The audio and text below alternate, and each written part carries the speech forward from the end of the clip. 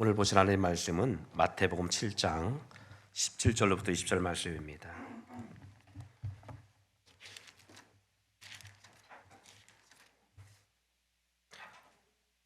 마태복음 7장 17절로부터 20절 말씀까지 봉독해 올려드립니다.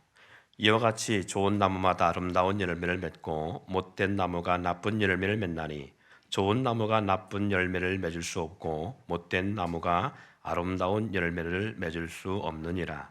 아름다운 열매를 맺지 아니하는 나무마다 찍혀 불에 던져지느니라. 이러므로 그들의 열매로 그들을 알리라. 아멘. 우리 지난 시간에도 말씀을 나누면서 잠시 영상도 나눴습니다마는 가시나무새라고 하는 그러한 노래 가사 말을 우리가 나눴었지요.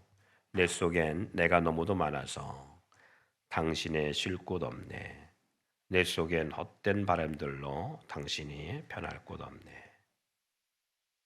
바람이 불면 그 메마른 가지 서로 부대끼며 울어대고 쉴 곳을 찾아 지쳐 날아온 어린 새들도 가시에 찔려 날아가고, 이런 가사기가 들어가 있는 가시나무새라고 하는 노래 가사 말들입니다. 여러분 살아가면서 그런 혹시 생각이나 고민 안 해봤어요? 상처를 준 사람, 내가 그렇게 하지 않았는데 나에게 뭐 등을 돌렸다든가, 아니면 나에게 평생 잊을 수 없는 상처를 준 사람이라든가, 아니면 내 사업을 통째로 말아먹고 도망한 사람이라든가, 아니면 나에게는 정말 생명과 피 같은 소중한 돈이 있는데 그 돈을 떼어먹고 도망한 사람이라든가, 아니면 얼마 전에 우리가 봤습니다마는 스토킹으로 말미암아 여성을 칼에 무참하게 찔러서 죽게 한 그런 사람들도 있는 것처럼, 그런가 하면 수많은 사람을 죽인 사람들도 있잖아요. 전쟁의 전범들도 있고요.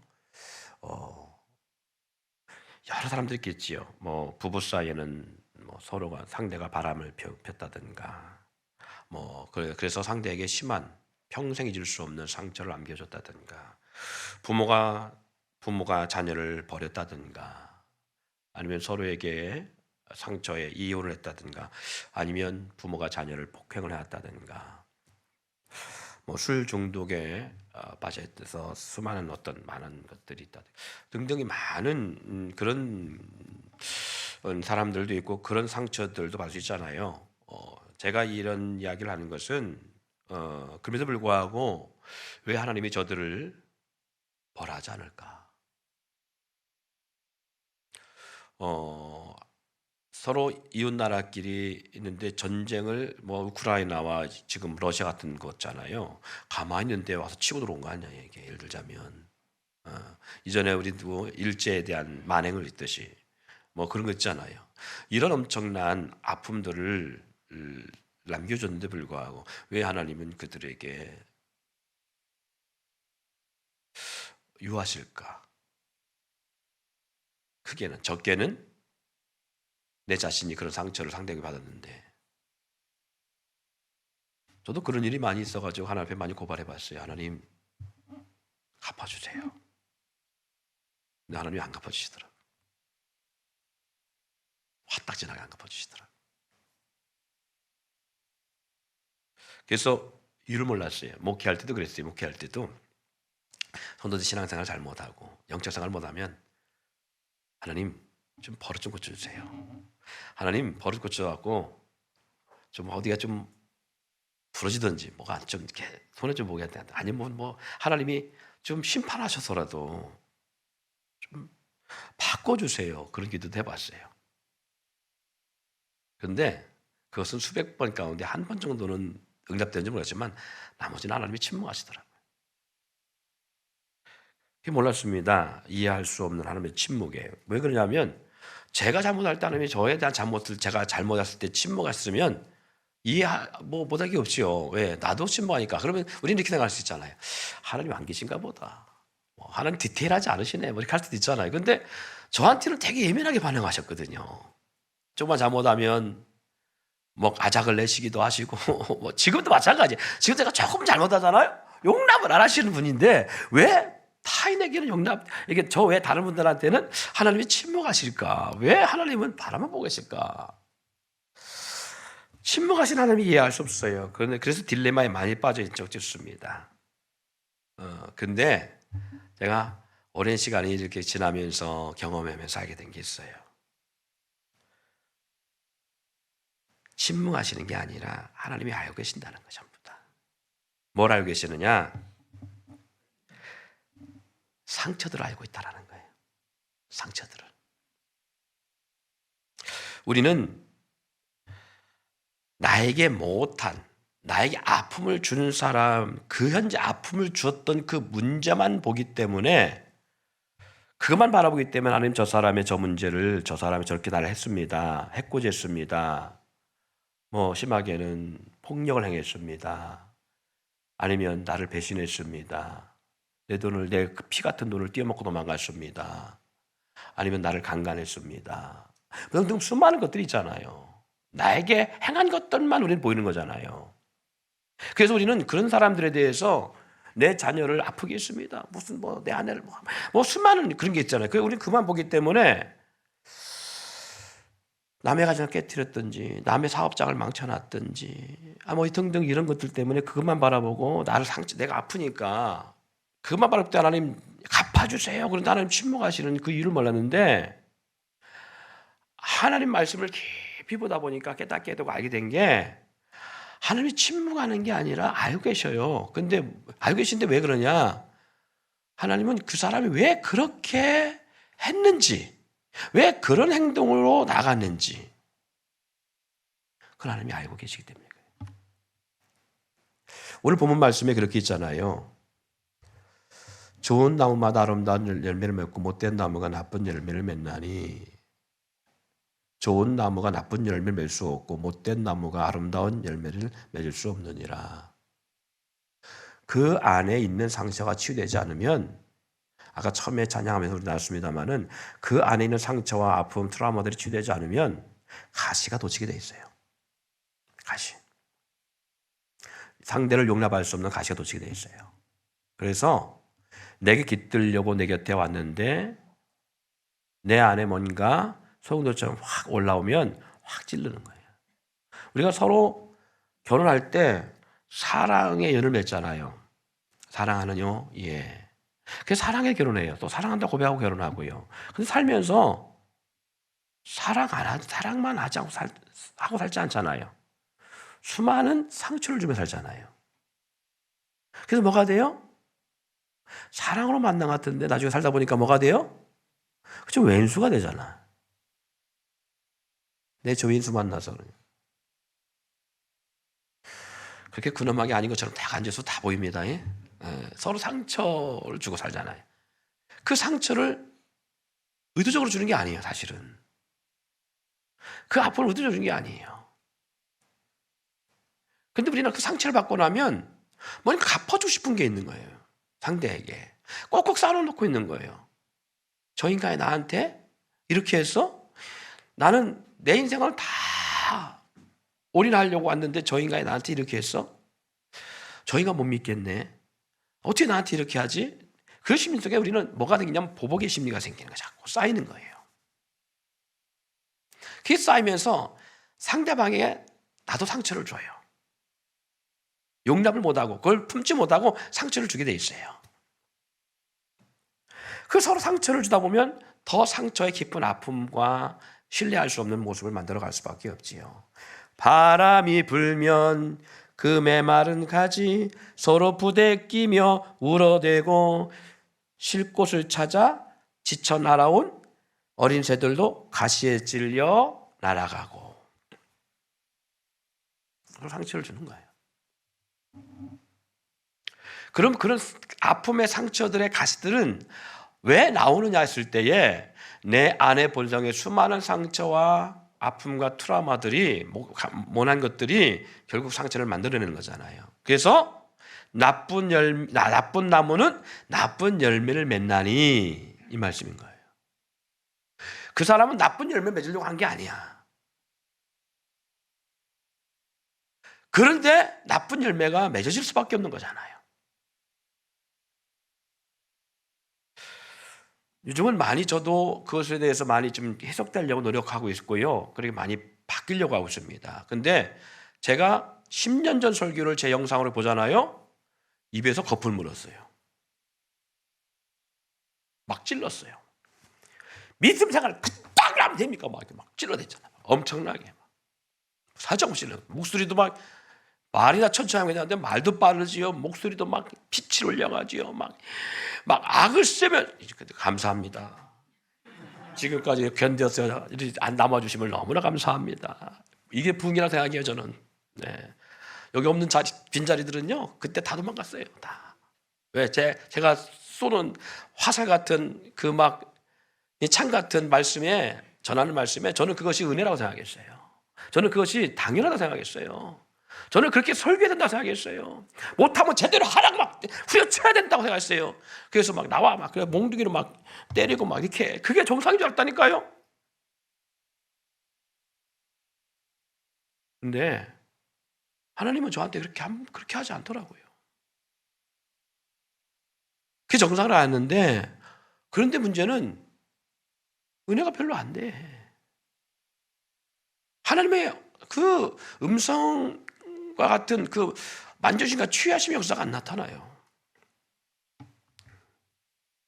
부흥 집회를 하다 보니까 많은 부흥 강사님들을 접하면서 알게 된 것도 다 그 부분이에요. 제가 10년 전에 사용하던 그런 멘트와 그런 메시지들을 날리고 계신 분들이 많아요. 드립다 까고요. 근데 제가 이해할 수 없던 거는 그런 설교였어요. 잔잔하게 얘기하듯이. 잔잔하게 설교하는데도요. 어떻게 알 수 없는 가슴이 하나가 가슴에서 뭔가 뭉클뭉클하면서 올라오면서 눈에서 눈물을 적시게 하는 그런 메시지를 제가 들으면서 뭐가 다르지? 뭐가 다르지? 근데 저는 사람 없어. 그렇게 설교를 부드럽게 하고 그렇게 설교를 유하게 하고 그렇게 설교하는데도 불구하고 저는 사람이 없이요. 뭔가 뭉클하면서 뭐 회개합시다 그렇게 하지 않는데 불구하고 찬양 한 곡만 이렇게 말씀 전하고 찬양 한 곡만 해도 투투투투 눈물을 떨구고 눈물기도 하시는 분들이 참 많이 있더라고요. 참 이해하기 힘들더라고요. 뭔 차이인가. 시간이 지나면서 제 마음에 상처가 치유되면서 알았어요. 이건 성령의 은혜가 아니구나. 성령님이 내 마음에 분노 같은 마음을 주셔서 하는 설교가 아니라 내 감정에 내가 하는 거구나. 나는 충만한 것 같은데 그게 아니라 이건 내 감정의 역사구나. 하나님의 말씀은 톤을 높이지 않고 잔잔하게 전해도 정말 하나님이 살아계시고 역사하시고 운행하시는 교회고 그런 공동체 안에서 말씀이면 그 말씀이 우리를 심장을 찔러 쪼개는 역사가 있다. 회복의 역사가 있다. 설교한 자가 말씀을 강력하게 부르짖는다고 해서 그 설교의 역사라는 것이 아니라 하나님의 말씀은 살았고 좌우의 날선 검과 같다. 심령과 골수를 찔러 쪼개까지 그 역사가 있다는 거예요. 주님이 하시면 그 안에서 뭔가 뭉클뭉클하는 것은요, 앞에서 설교자가 무슨 연예인처럼 막 쇼맨십을 해야 되는 것, 그래서만 일어나는 것이 아니라 감동을 주면, 하나님 말씀에 감동된 설교가 일어나면 되어진다는 거예요. 내 감정이 앞서는 것이 아니라 주님의 영이 앞서야 되는 거예요. 주님의 영이. 그러려면 어떻게 되냐? 내 안에, 설교자 안에 먼저 뭐가 일어나야 되느냐? 회복의 역사가 일어나요. 회복이. 내 안에 회복이 일어나지 않았는데 어떻게 은혜로운 말씀이 나가요? 어떻게 성령의 역사의 말씀이 나가요? 그럴 수 없는 거잖아요. 포장된 말씀은 나갈 수 있을지 모르겠지만 정말 하나님의 음성으로 들려질 수밖에 없는 역사가 일어나는 것은 먼저 설교자 그 감동의 역사가 있어야 돼요. 그 전에 먼저 치유 역사가 있어야 돼요. 회복의 역사가. 내 안에 많은 수많은 상처와 공허함이 있는 것이 아니라 회복되어짐으로 말미암아 가시를 공급하는 게 드러내는 것이 아니라 그런 열매가 아니라 좋은 열매가 드러나는 역사가 있어야 돼. 좋은 열매. 그래야 회복이 된다. 그래야 온전한 설교가 나가고 온전한 회복 역사가 나. 가정이 회복되려면 먼저 뭐가 회복돼야 되는 거예요? 그 가정 안에 있는 사람이 회복돼야 되는 거예요. 가장으로서, 아버지로서, 남편으로서 우리 가정이 회복되기를 원한다면 그 본인이 회복돼야 돼요. 포장된 신앙, 그는 종교인이 아니라 정말 하나님의 사람을 회복돼야 돼요. 치유돼야 돼요. 내 자녀가 회복되려면 부모가 회복돼야 돼요. 근데 저는 예전에 어떻게 기도하고 어떻게 소원을 빌었냐면 이렇게 했어요. 하나님 고쳐주세요. 누구? 저기 말 안 듣는 사람 고쳐주세요. 하나님 고쳐주세요. 누구? 이 상대를 고쳐주세요. 나를 너무 아프게 해요. 힘들게 해요. 고쳐주세요. 그리고 상대에게 고쳐달라고 기도하면서 상대를 후려쳤어요. 고치라고. 근데 그게 고쳐진 게 아니더라고요. 내가 고쳐져 오픈될 때 회복되더라고요. 하나님 앞에 수없이 무릎 꿇고 눈물을 흘리며 콧물 흘리며 기도하며 하나님 바꿔주세요. 고쳐주세요. 그런데 하나님 안 고쳐주세요. 그리고 하나님은 저를 고치기 시작하셨어요. 어떻게? 외부의 영향을, 말씀으로서 내부로부터 영향을 주시면서 저를 건드리기 시작하셨어요.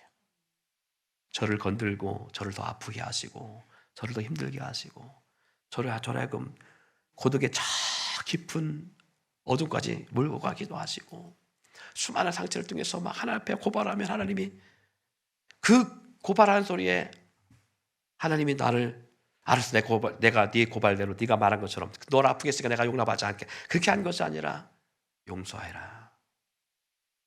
하나님 내가 겨울 안 돼요. 어떻게 저 용서가 나옵니까? 용서해. 나는 널 다 용서했어. 하나님 당신 내 편 아닌 거 아니냐? 막 어떻게 그럴 수가 있냐고. 어떻게 하나님?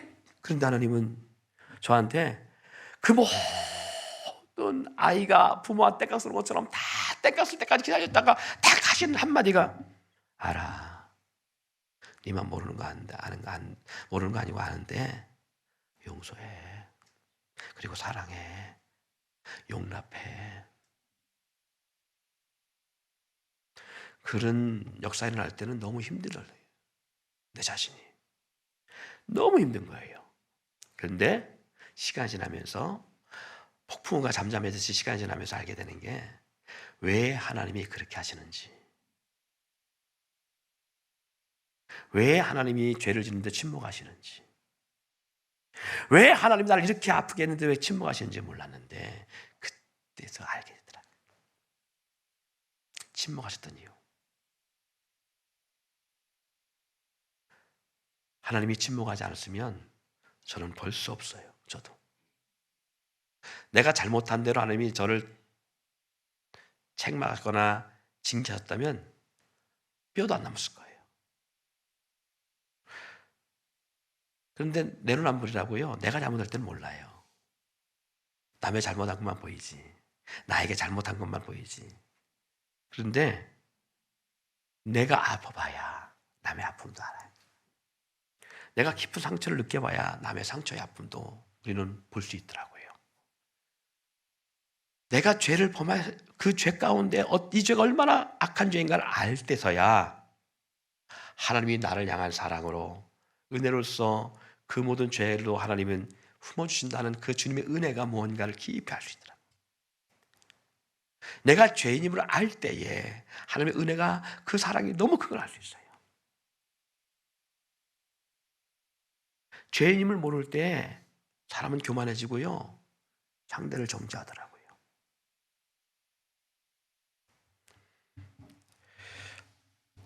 우리 지난 시간에 나왔습니다만은요.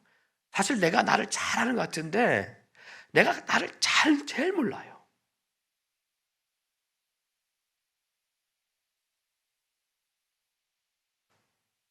내가 가장 나를 잘할 것 같은데 어떻게 보면 내가 나를 제일 모를 수가 있더라고요. 근데 하나님은 나를 너무 잘 아세요.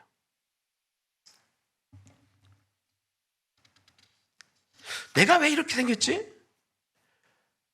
내가 왜 이런 상황에서 이렇게 나오지? 왜 내가 용기 없지? 수많은 이런 것들. 짧은 시간에 답변을 못 하겠습니다만 어쨌든 내가 나의 행동도 이해할 수 없는 나만의 모습들이 있어요. 이게 왜 오습도 좋은지 모를 만큼. 그런데 우리 주님은 내가 왜 그런지를 아셔요. 돈만 보면 주머니에 집어넣는 사람들이 그죠? 그렇잖아요. 돈만 보면 취하는 사람도 있잖아요. 제가 학생들을 부교육자 사역할 때 보니까요, 여성들이 생리 때가 되면 도벽증이 생기는 분들이 있어요. 그 용납하지 않고 그냥 놔두면요 계속 커지더라고요. 처음에는 성도들의 성경 속의 책 속에 있는 헌금 빼기 시작하던 것이 나중에 막 몇백만 원 덩치고 막 나중에 여기 있는 헌금함에 있는 돈도 빼가고 막 이래요. 그런 사람들이 있어요. 그 당시 때는 그들을 용납 못했습니다. 아작냈어요 제가. 술 먹고 들어오는 사람 있잖아요. 부교육자 때니까 술 먹고 저 들어와서 꼭 술 채 들어오는 분들이 있어요. 등록을 안 하고. 회개했어요. 근데 들어오잖아요. 그럼 술 취하고 와서 그냥 조용히 앉아있으면 또 뒷사람들이 떠들어 뒤에서 다 목사가 말이야 이런 분들이 있어요. 조용히 모가지 끌고 나가고 골목 가시. 그랬어요. 왜 그런가 모르겠어요. 그렇게 해야 되는 줄 알았어요. 어떤 교회는요 새벽 예배 나가서 이렇게 보있으면요 학생들 남자애들이요 여성들 다리를 이렇게 만지고 성도들이 기도를 못해 그 친구 때문에. 별 사람 다 있어요. 교회 와서 막 남자 여자 막 애들 막 부둥켜서 막 이상한 짓 하는 애들도 있고 막 우리 가양교회 특히 많이 그런 들 많잖아요. 그런 친구들도 있고요. 도벽 있는 친구 그래요.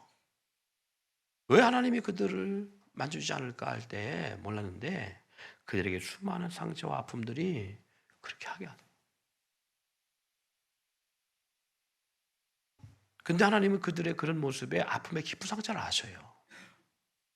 우리야 상처를 아듯이. 우리는 그런 사람들과 같이 있는 게 너무 힘들어요. 근데 주님은 그걸 싫어하지 않으시더라고요. 우리 머리털까지 세심 받으신 분이라 하겠습니다. 나의 아픔의 역사가 어디서부터 시작되는지도 아시는 분이시고 내 상처가 어디서부터 왔는지도 아시는 분이셔요. 그래서 하나님의 성령의 깊은 사로잡힘의 역사가 있잖아요. 그러면 하나님이 보여줘요. 그리고 하나님이 나를 알게 하셔요. 너의 그 아픈 상처가 어디서부터 왔는지, 너가 왜 지금 그런 행동의 삶을 살아가고 있는지, 너가 왜 그런 아픔을 못 견뎌야 하는지, 너가 왜 그걸 용납하지 못하고 있는지 아시고 하나님이 그걸 알게 하셔요. 어디까지? 뱃속에까지도. 어디까지? 그 전에 부모로부터 오는 부분까지도 알게 하셔요. 제가 그런 적 간증했잖아요. 저희 아버지가 술 중독이 되셔갖고 술만 드시면 어머니를 그렇게 후드려 팼는데 개 패듯이 패시는 그런 모습들이, 그리고 뭐 자식도 없어요. 화가 나면 그런 모습을 제가 보고 자라면서 우리 아버지는 참 잔인하시고 불행의 원천이라고 생각했는데, 목회가 안 되니까 기도했잖아요. 장기 금식하며 기도하는데 하나님이 그때 보여주신 게 그거였어요.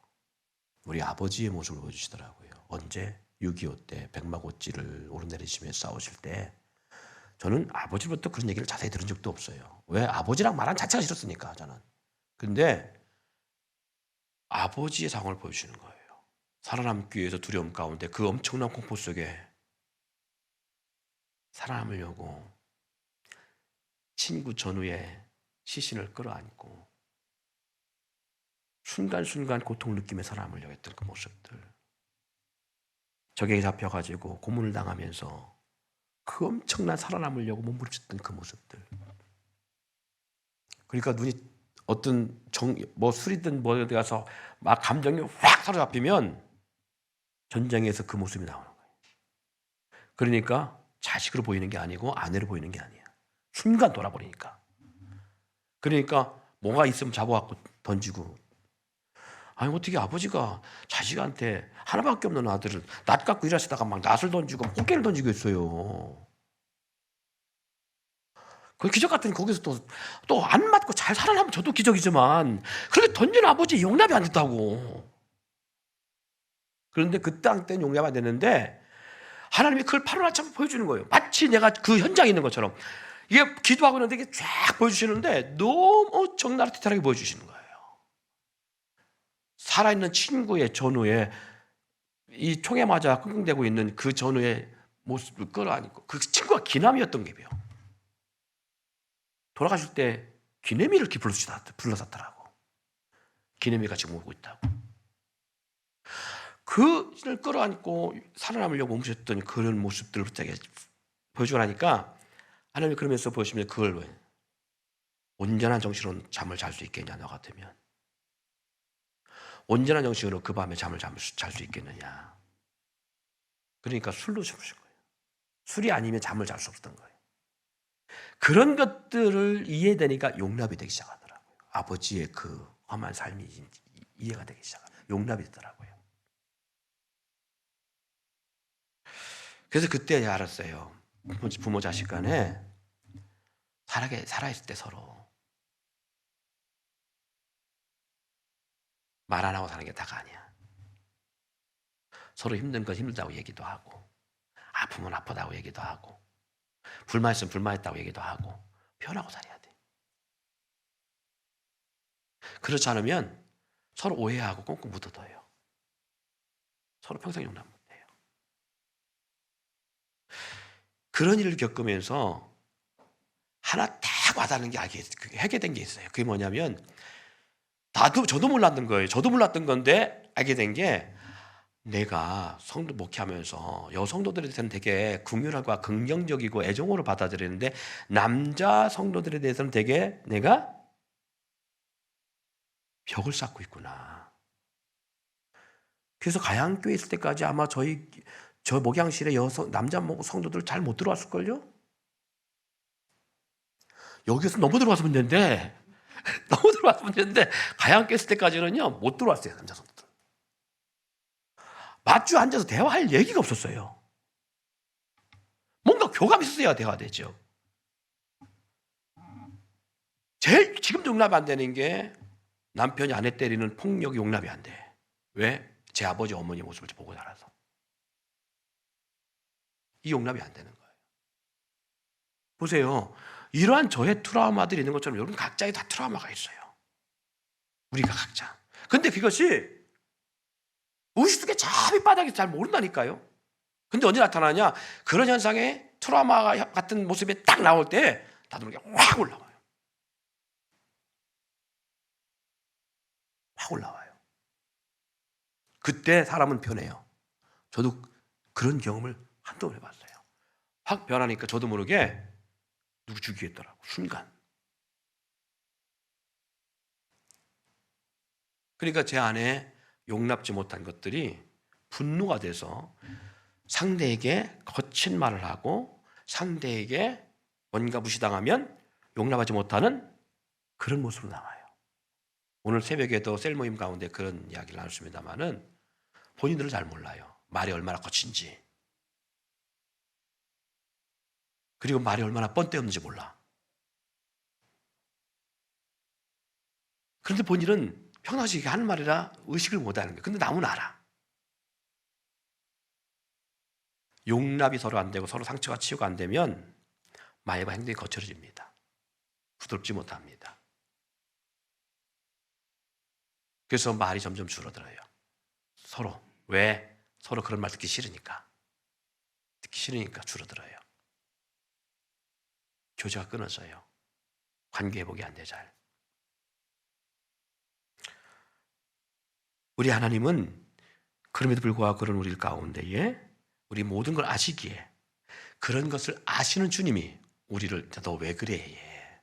너 인성이 왜 그 모양이냐 하지 아니하시고 우리 하나님은 그렇게 될 수밖에 없는 나의 가시 같은 인성을 품으시고 용납하기 위해서 우리 가운데 함께 하시길 원하는 거예요. 지난주 말씀했잖아요. 아들도 아끼지 않냐고 내어주셨다고요. 왜? 그런 상처 많고 가시찔레 같은 나를 삶을 품기 위해서 그분이 아들을 내어주시고 우리를 품으시고 있는 거예요.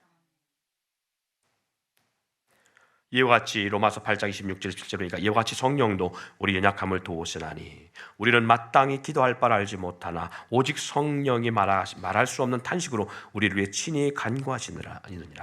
마음을 살피시는 이가 성령의 생각을 하시나니 이는 성령이 하나님의 뜻대로 성도를 위하여 간구하심이라. 우리 모든 걸 아시는 주님이 우리가 무엇을 위해서 기도하는지 알지 못해요. 그래서 우리는 집착하기 때문에 돈에 매여 있고 사람에 매여 있고 환경에 매여 있으니까 우리는 기도할 때 하나님 돈 주세요, 돈 주세요. 나도 돈 부자 되게 해주세요. 저 아무개 형제보다 그리고 아무개보다 돈 더 많이 벌고 싶어요. 돈 주세요. 막 이렇게 기도하잖아요. 근데 하나님은 너 지금 필요한 게 그게 아니야. 너 돈 주면 갑질해서 간대. 너 성공시키면 안 된다니까. 넌 지금 그게 필요한 게 아니야.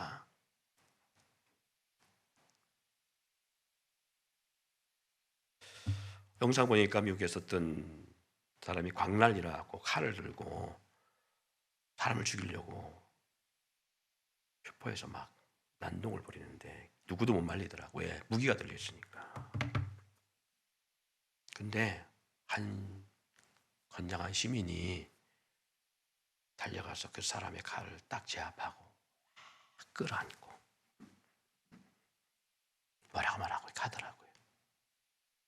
근데 누구도 못 말렸더니 사람이 끌어안고 얼마 되지 않았는데 그 사람 앞에서 무릎을 탁 꿇고 용서를 구하는 모습을 봤어요. 나중에 알았어요. 왜 그렇게 그런 장면이 나왔는지. 이 사람이 분노에 의해서 칼을 휘는 건 맞아요. 그런데 그 시민이 다 끌어안고 그 사람을 끌어안고 마음을 전해주는 거예요. 그 사람의 분노에 찬 공허한 마음을 끌어안으니까 이 사람이 그 마음에 녹아져가고 그 엄청난 분노가 순식간에 사라져요. 사랑은 두려움을 내쫓습니다. 어떻게 하면 죽을 수 있잖아요. 상대의 칼에 의해서 찔려서.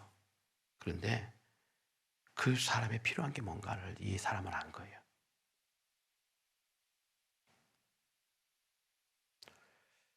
여러분, 포옹한다는 건 참 소중한 것 중에 하나입니다. 스킨십. 사람을 안아준다는 것은 상대로 하여금 사랑과 애정을 느끼게 돼 있어요.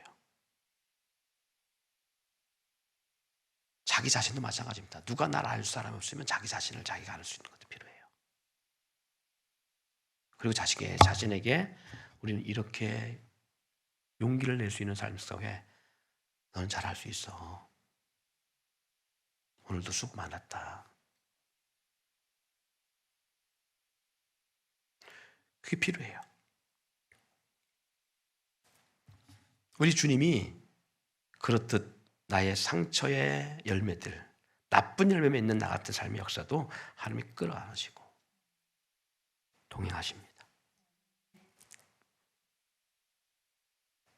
어디까지? 이 땅을 우리가 끝날 때까지. 그래서 성령을 이렇게 말합니다. 파라클레토스. 이게 성령의 보혜사라는 의미예요. 요한복음 14장 26절에 보혜사, 곧 아버지께서 내 이름으로 부르실 성령. 근데 그 성령을 보혜사로 말하는데 이것을 언어로 파라클레토스라고 말해요. 그 뜻이 뭐냐? 돕는 자, 중재자, 변호자, 위안자라는 뜻이에요. 남을 돕기 위해서 부름받은 자라는 의미입니다. 이 단어는 법정의 법률 용어로 처음 발견됐는데요. 법적인 보조자, 변호자라고 의미하듯이 성령 하나님이 우리와 함께 하시면서 파라클레토스로서 역사하시면서 세상 끝날 때까지 단지 힘없는 존재가 아닌 그분은 상천하지에 가장 권세에 있고 권능에 있는 분이잖아요. 그럼 그분이 나를 어떻게 중재자로, 돕는 자로, 변호자로 함께 하신다는 거예요. 여러분, 우리가 성령에 의해 살아가는 삶이 필요한 이유가 바로 여기 있습니다.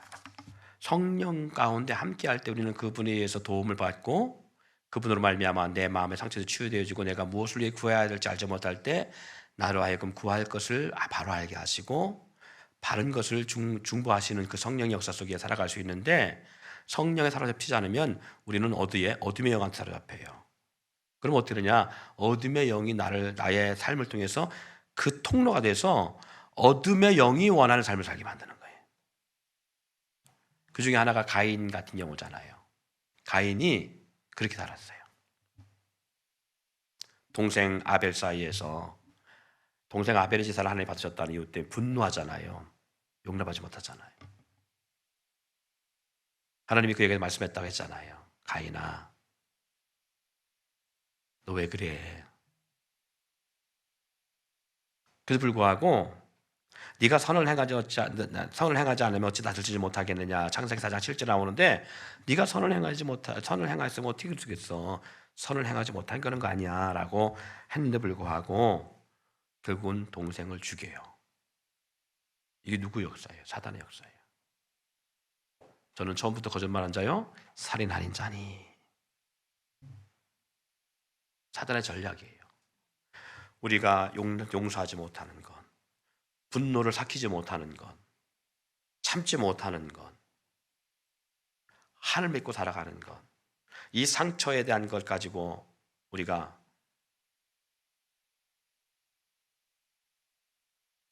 상대를 대적하는 이 모든 것들이 내 마음의 것인 것 같은데 아니에요. 사단이 쓰는 통로에 불과해요. 사단은요 끊임없이 우리를 통해서 이렇게 역사해요. 그래서 사단은요 어디를 통해 역사하냐? 상처를 통해 역사합니다. 상처를 통해서. 그래서 우리 주님은 그걸 알기 때문에 우리 상처를 치유하기로 하시는 거예요. 우리에게 거짓과 속임으로 우리를 속이고 그것이 마치 내 뜻인 양 바른 뜻인 양 혼동하게 하는 게 사단이었기 때문에 사단은 계속해서 생각을 더 들어와서 우리로 하여금 자기의 뜻을 관철시키고 역사하는 거예요. 그래서 우리가 참는 것이 이기는 것이다라고 말을 합니다마는 그것이 왜 이기는 것이냐? 사단의 통로로 쓰임받지 않게 하는 거예요. 내가 용서하고 사랑해야 되는 것, 그것이 우리가 지는 게 아니라 사단의 통로로 쓰임받게 하려고 하는 게 아니기 때문에 그런 거예요.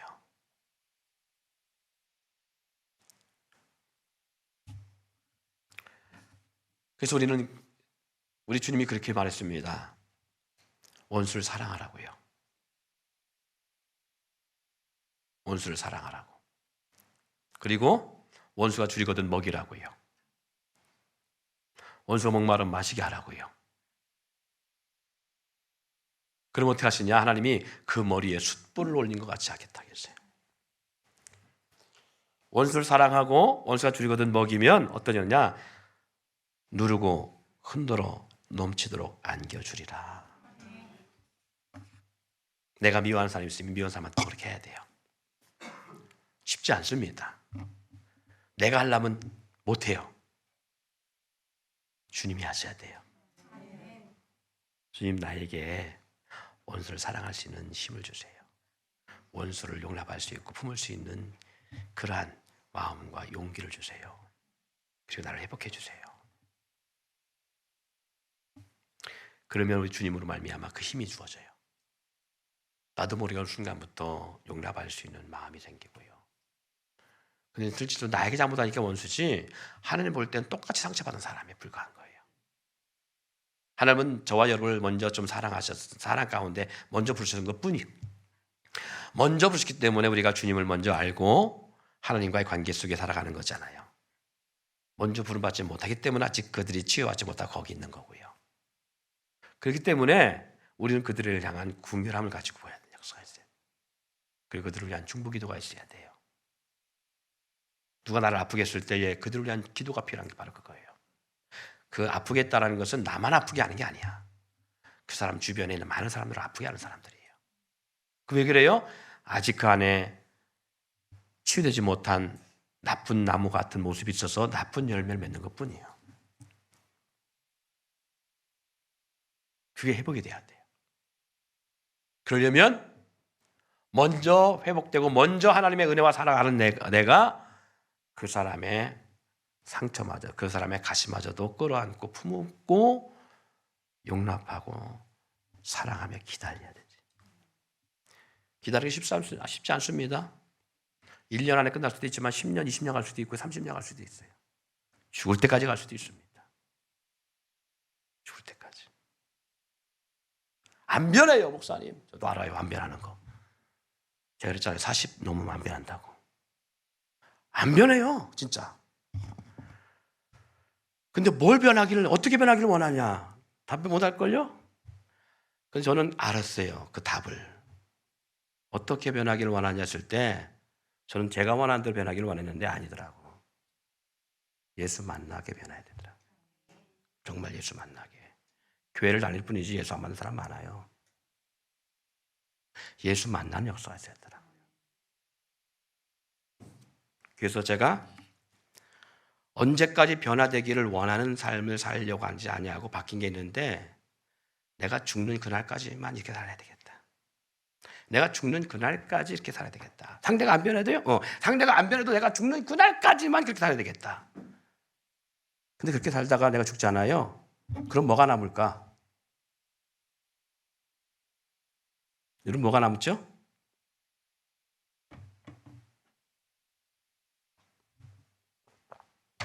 여운이 남습니다. 여운. 어떤 여운? 그 사람이 좋았구나. 그 사람이 이런 사람이었구나. 그럼 그 사람이 왜 그렇게 살았을까? 예수 때문에 그렇게 살았구나. 정말 그 사람은 예수의 사람이구나. 나도 예수 안 찾게 살아야 되겠다. 하나님의 성령이 그 사람을 찌를 겁니다. 우리 예수님이 하신 방법이더라고요. 예수님이 살아생전 3년 동안 공생활할 때 예수가 정말 예수인지 몰랐어요. 죽은 후에 알기 시작했습니다. 십자가 달릴 때까지만 해도 제자들은 그를 십자가 달리는 것을 용납지 못했어요. 십자가 사건 이후에서야 비로소 제자들이 알았어요. 왜 주님이 십자가에 달려야만 했는지, 왜 가시가에 찔려야 됐는지, 왜 손과 발에 못을 박혀야 됐는지 죽은 후에 알았어요. 내가 죽어야 하리라. 왜 당신이 죽어야만 답이 나옵니까? 왜 죽어야 되는 거예요? 그거 실패한 것 같았어요. 당신은 실패했습니다. 그래서 가룟 유다가 은삼십 팔은 거 아니에요. 당신의 방법은 실패했습니다라고 했는데, 끝났다라고 생각했는데 쟤들도 다 따라버리잖아요. 근데 그 후에 나타나요. 실패가 아니라 우리 하나님의 역사가 뭔지, 내가 죽어 네가 산다면,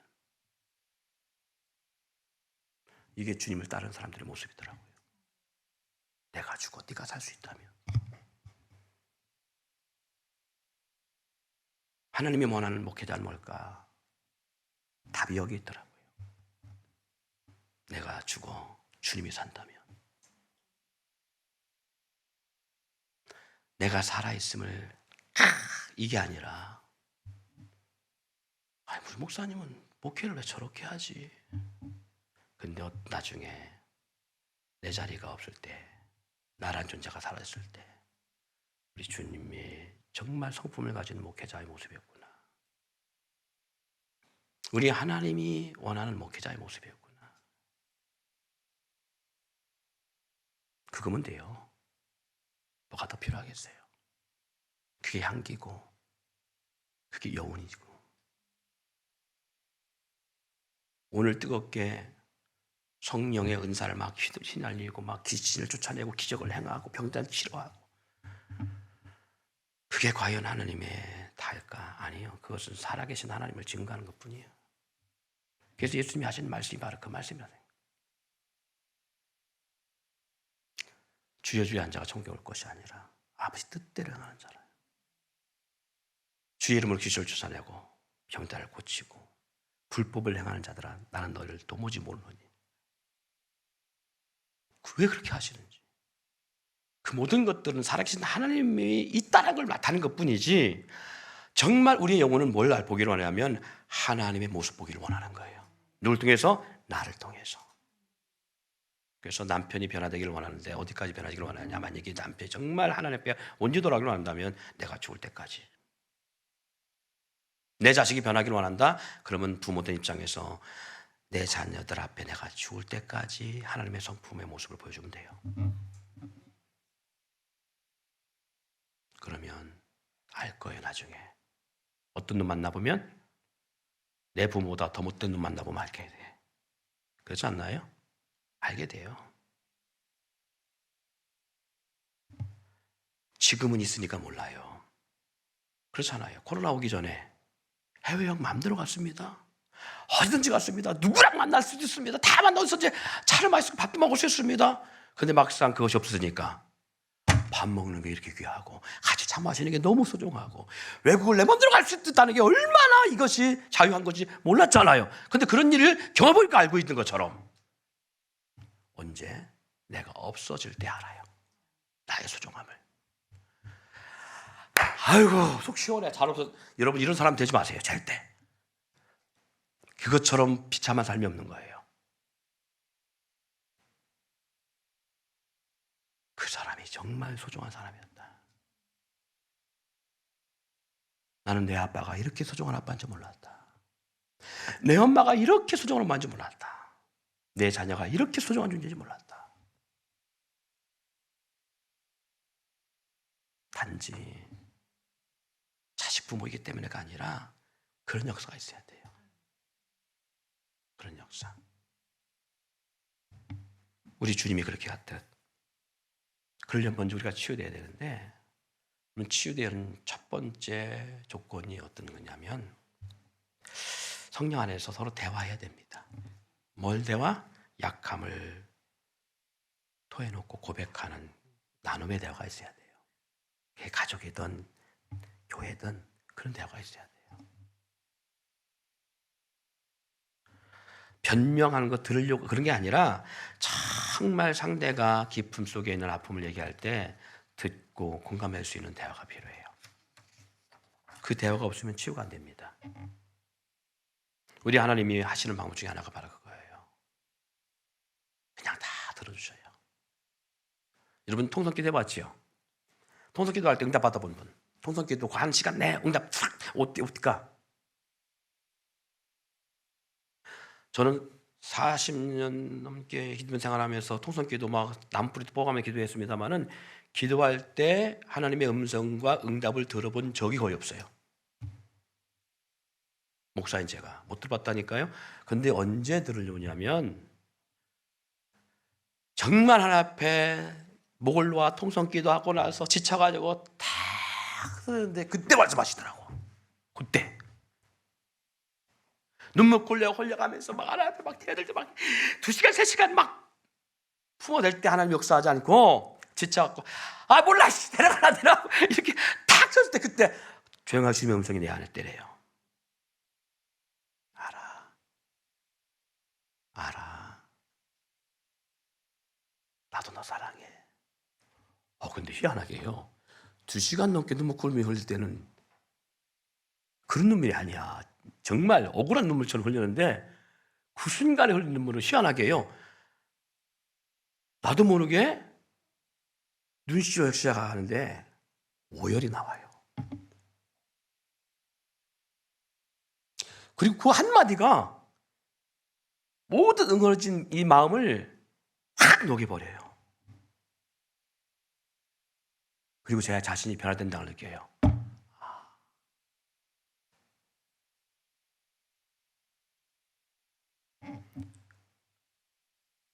왜 그럴까? 내가 들으려 하지 않기 때문에 그래요. 그리고 하나님은 우리의 억울한 걸 다 모르니까 다 알잖아요. 아시는데 그래 다 뽑아내. 내가 다 들어줄게. 다 뽑아내. 다. 그래서 우리가 찬양하는 건 바로 그래서 찬양하는 거예요. 말씀 전에 찬양하는 것은 내 심정을 뽑아내는 거거든요. 그리고 말씀을 듣는 거거든요. 찬양할 때 여러분 찬양을 잘해야 됩니다. 찬양은 고백이에요. 막 쏟아내는 거예요. 감정을 쏟아냈던 그것이 복받침을 쏟아내는 거예요.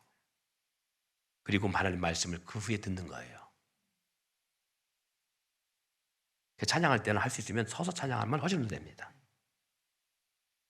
그 찬양하고 들을 때 내 마음의 평안을 가운데 듣기 시작하면 그 말씀이 내 안에, 그래서 찬양할 때 은혜가 안 되잖아요. 말씀 듣기 좁니다. 말씀 들을 때는 찬양할 때 은혜가 돼야 말씀이 나를 새롭게 하는 역사가 있어요. 그냥 그렇게 순서가 있는 게 아니에요. 그게 순서가 있는 거예요. 그래서 여러분 가수들 노래하는 거 잘 배우시고요. 노래에 한 사람 노래가 아니라 여러 사람 노래할 때 한번 잘 들어보세요. 막 빠른 템포에 막 랩 같은 노래를 했다가 어느 순간에 그 후에 딱 들어진 노래는, 그 다음 노래는 어떤 노래냐면 아주 잔잔한 그런 노래가 나옵니다. 서로 궁합이 안 맞는 것 같죠. 근데 너무 잘 맞습니다. 와 열광했다가 그 다음에 노래를 다 우릅니다. 다 대부분 다 울어요. 그 노래에 취해서. 감정 터치거든요. 우리 하나님의 역사도 그래요. 영적 역사도 찬양을 통해서 확 우리 심령을 끌어냈다가 하나님의 말씀으로 우리를 잔잔하게 만져주시고 다스려주시는 거예요. 기도할 때도 마찬가지예요. 그래서 쏟아놓고 기도하고 나서 그냥 가지 마요. 주님께서 내 안에 말씀하신 소리를 들을 수 있는 여유가 있어야 돼요. 그것처럼 여러분 우리가 공동체 안에서 치유될 때 어떻게 되냐, 먼저 우리의 것을 내 마음속에 있는 것을 끄집어내고 표현하고 약함을 고백하고 도움을 구해야 돼요.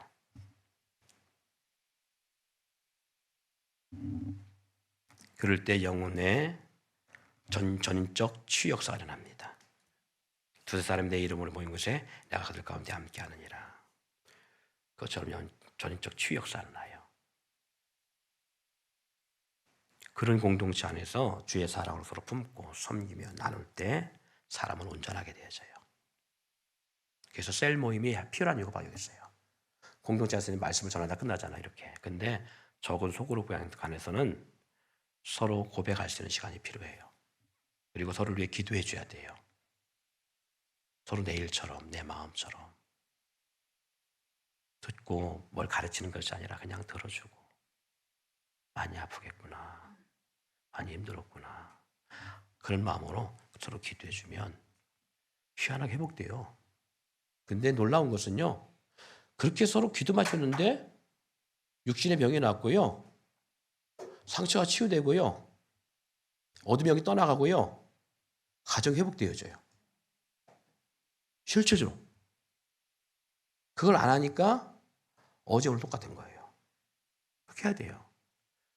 놀라운 것은 그렇게 나하고 안 맞던 사람이 맞아요. 가정 안에서.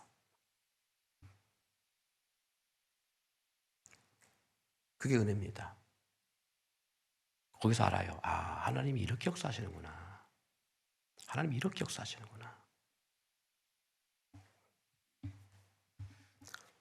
베드로전서 4장 8절, 무엇보다 뜨겁게 서로 사랑할지니 사랑은 허다한 죄를 덮느니라. 요한일서 4장 8절로 18절 21절, 사랑 안에 두려움이 없고 온전한 사랑이 두려움을 내어 쫓나니 두려움에는 형벌이 있습니다. 두려워하는 자는 사랑 안에서 온전히 이루지 못하였느니라. 우리가 사랑하면 그가 먼저 우리를 사랑하였습니다. 누구든지 하나님을 사랑하노라 하고 그 형제를 미워하면 이는 거짓말하는 자니 보는 바 그 형제를 사랑하지 아니하는 자는 보지 못하는 바 하나님을 사랑할 수 없느니라. 우리가 이 계명을 주께 받았나니 하나님을 사랑하는 자는 또한 그 형제를 사랑할지니라. 치유 회복이 일어날 때 비로소 공동체가 아름다운 성령이 거하시는 성전으로 세워져 가며 건강한 주님의 몸으로서 세워져 가는 공동체가 될 수 있습니다. 이것이 바로 셀그룹을 해야 되는 이유고요. 셀그룹을 통해서 회복이 일어나야 될 가장 큰 이유기도 합니다. 하나님의 영이 함께하는 삶, 동행, 풍성함과 영생, 형통과 영원한 생명, 이 역사가 있을 때에 사단이 역사하지 못합니다. 우리 몸이 성전으로서 온전하게 세워져 가는 것, 이렇게 공동체가 함께 하나가 될 때, 하나님의 성령이 거하시는 성전으로 세워져 갈 수 있는 거예요. 사단 역사하지 못하는. 그럴 때 놀라운 것은 변화가 일어납니다. 이전까지는 사람과 사람 사이에 합쳐보려고 몸부림치고 밥도 사주고 막 공을 다 해서 돈을 써도 안 되는데, 희한하게 내가 변하고 너가 변하는 사이 속에서 상대에게 밥을 사주지 않는데 불구하고 함께하는 공동체가 되어져 가고, 그리고 마음을 나누는 역사가 일어나기 시작해요. 그리고 성령이 일하심을 역사를 볼 수가 있습니다. 하나님의 역사가 일어나면요, 형통하게 되어집니다. 그 안에 영생이 있습니다. 그래서 말씀한 거예요. 좋은 열매는 좋은 나무가 맺는다. 좋은 열매 맺으려면 내가 어떤 나무처럼 인생을 살아야 될까? 좋은 나무 같은 삶을 바뀌어야 돼요. 내가 바뀌지 않는데 어떻게 상대가 바뀌겠어요? 내가 바뀌지 않는데 내 안에 어떻게 좋은 것들이 나오겠어요? 좋은 말 나올 수 없고요, 좋은 행동이 나올 수 없어요. 내가 바뀌어야 됩니다. 내 자녀 때문에 아파하고 울고 계신 분 계십니까? 부모인 내가 변화야 내 자녀가 변합니다. 부모 때문에 힘들어하는 자녀 있습니까? 자녀가 변하십시오. 여러분이 변화야 상대가 변합니다. 그러면 그 안에서 이 땅에 사는 동안에 하나님의 나라가 어떻게 이루어지는지를 우리는 경험할 수 있습니다.